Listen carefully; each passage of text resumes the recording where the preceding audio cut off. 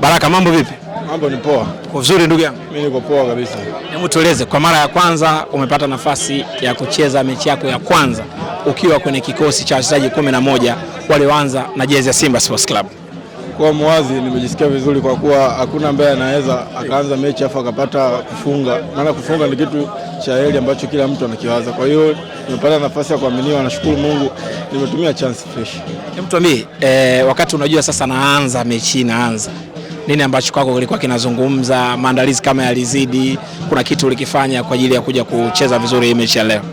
Nadhani kumsikiliza mwalimu ni jambo la heri kuliko hata kujiandaa zaidi, kwa sababu unapofuata maelekezo ndio maandalizi yenyewe ya mchezo. Kwa hiyo unacheza kulingana na maelekezo ambayo unapewa. Nadhani ndio hicho kimenisaidia zaidi. Sawa. Hii mechi yako ya pili, mechi ya kwanza ambayo ulipata nafasi ya kucheza uliingia almanusura ufunge, lakini hii leo umeanza umefunga. Ulifanyia kazi vile au ulisema kwamba leo lazima nikafunge au ilikuwaje? Siwezi kufanyia kazi tukio moja, maana yake nafanyia msimu mzima. Haijalishi ni mechi gani ambayo nitakutana nayo, na ukiangalia malengo ya timu kama Simba ni malengo makubwa ambayo haina mechi ndogo, haina mechi kubwa. Kila mechi ni ya muhimu. Kwa hiyo kujiandaa ni jambo la heri.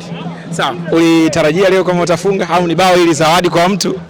Nilitarajia na nitaendelea kufanya hivi zaidi. Sawa, utaendelea kufunga mabao kama hivi? Ndio. Sawa. Kilichopo mbele kwa niaba ya wachezaji ni mchezo mwingine wa ligi kuu ya NBC dhidi ya Tanzania Prisons ugenini. Tueleze. Cha kueleza hapo ni kitu kimoja tu. Lazima tuende kwenye uwanja wa mazoezi tukafanyie mazuri tuliyofanya leo, manake na madhaifu pia, manake hakuna mazuri ambayo yanakosa madhaifu. Kwa hiyo kwenye uwanja wa mazoezi ndio tutafanya yote haya. Hili bao leo ni zawadi?